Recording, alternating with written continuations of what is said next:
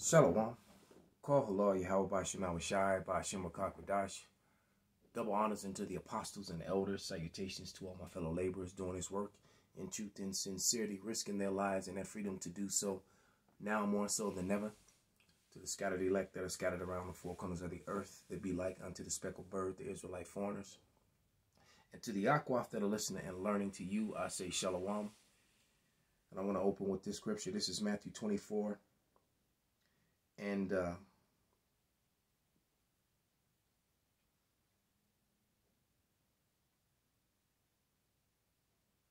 going to start at verse 19. Matthew 24 and verse 19. And it reads, "And woe unto them that are with child, and to them that give suck in those days. But pray ye your flight be not in the winter, neither on the Sabbath day. For then shall be great tribulation, such as was not since the beginning of the world to this time, nor shall there ever be. And except those days should be shortened, there should no flesh be saved. But for the elect's sake, those days shall be shortened." So we're praying for shortened days, because there's certain things that that the powers that be are trying to make us do that have clearly made people sick.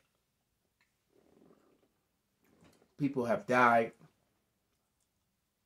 and yet that information is being suppressed upon the mainstream media. So I'm not going to say any names, titles, or medical terms, anything like that. And but however, I will let these two senators, this senator and his secretary, go at it. This Coonalite here, this Northern Kingdom bald-faced coon, who's cooning for Esau. And what brought this to mind was the fact that I had a conversation with my father. I'm in Colorado visiting my sons and my daughter, and you know, and just because I know that things are going to happen where I won't be able to get out here and see them. So just wanted to come out, spend some time, break bread, do the work, you know, and just get in some time with my family. And was talking to my father on the phone, you know, and I won't say we got into an argument, but we had a really heated discussion, similar to the one that you're seeing here. And you know, my father, unfortunately, he took the special sauce, you know, with sesame seeds, and now he wants to take the onion and the cheese to go with it. All right, and he's trying to, you know, argue with me about the opposite, and I'm telling him one thing, he's telling me another, and quite frankly, that's that division that it talks about. Let me just read one more scripture. Actually, you know what? I'll let this play, and then I'll read the scripture. All right, I'll let this play. But that's amazing, because then I went out with my daughter and my son. We took my granddaughter to both of them, but my son has a daughter and my daughter has a daughter. So we took them to the trampoline park and let them, you know, wear themselves out. That's why I'm down here able to do this lesson down here in peace and quiet, because they knocked out right now. And then on the ride back home, you know, just chopping it up with my daughter, and she's telling me how her cousin, you know, her aunt on her mother's side, which I know, and which was actually one of my favorites, you know, when her mother and I were together back then. This particular aunt was, you know, was one of the ones that I was, you know, kind of close to. I actually liked her, you know. But come to find out that she's sauced up, you know, and she came into some money. You know, that's typically what happens when you marry a bunch of men, different men with money, and then divorce them and take half their shit. But that's neither here nor there.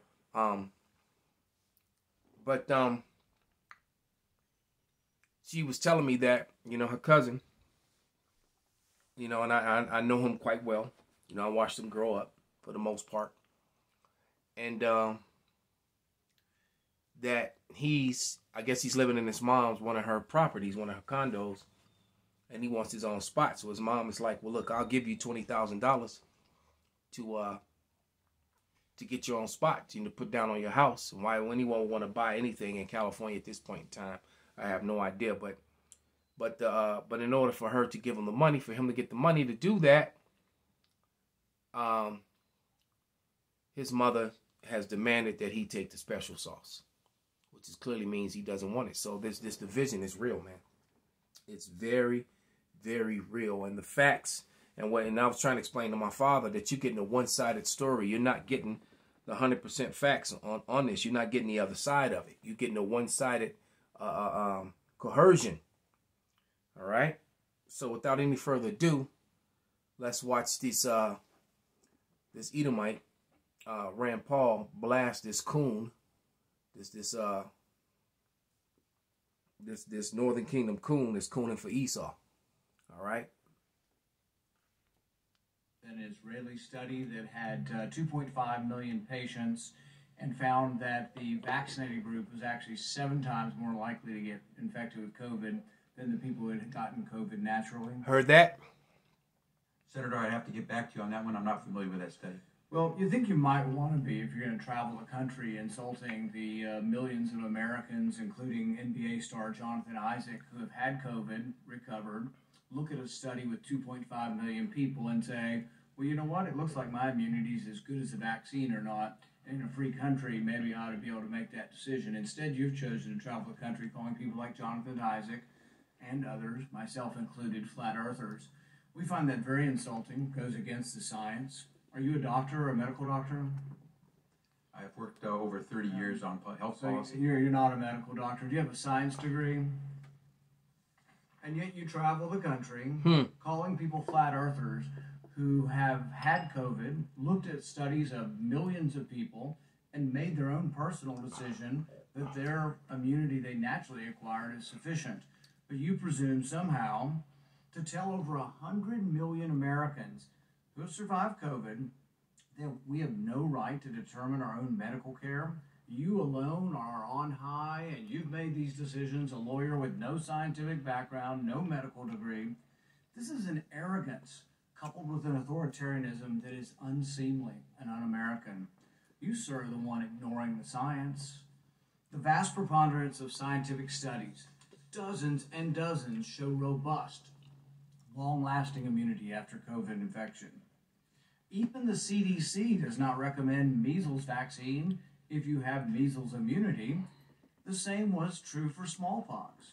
But you ignore history and science to shame the flat earthers, as you call them.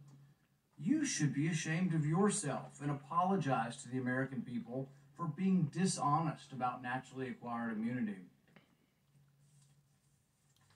You want more people to choose vaccination? So do I. You want to lessen vaccine hesitancy? So do I. You want to have that happen? Quit lying to people about naturally acquired immunity. Quit lording it over people, acting as if these people are deplorable and unwashed.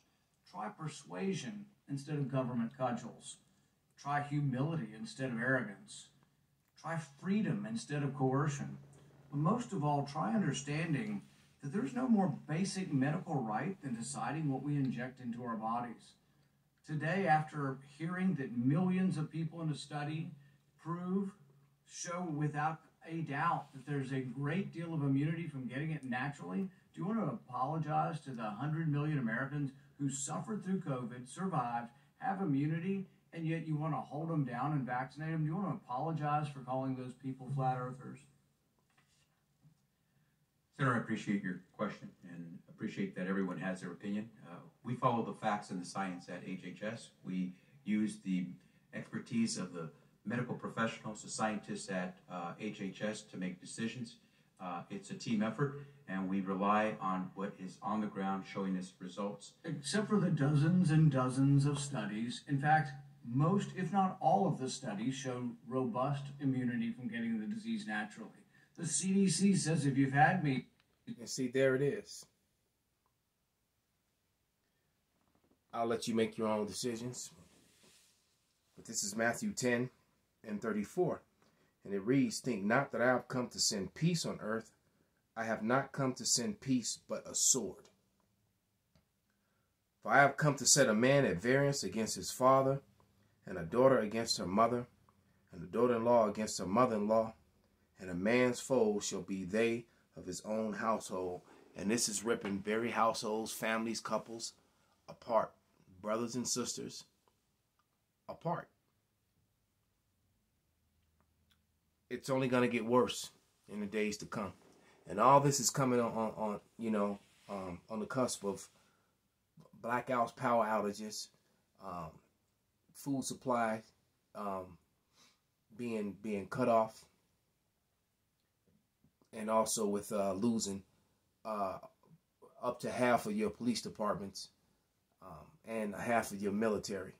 Very unstable and dark winter indeed. And matter of fact, one more scripture. Because we were warned of this by so many prophets that these days and these things will come. But yet, just like people ignore the science, like and the science means to know, people are going with more with pseudoscience these days. But we were warned over and over again by the prophets that these days will come. But this is Habakkuk 2. And verse 2. And it reads, And Yahweh answered me and said, Write the vision and make it plain upon tables, that he may run that readeth it. For the vision is yet for an appointed time, but at the end it shall speak and not lie. Though it tarry, wait for it, because it will surely come. It will not tarry. These things are not tarrying, they're upon you. All right? Jason's at the door. Freddy Krueger's at the door. Candyman's at the door. It's here. Call Halal Yahweh Bashan Awashai Bashem Rakak Wadash Wa Ababa Ball Kwam Yasharala.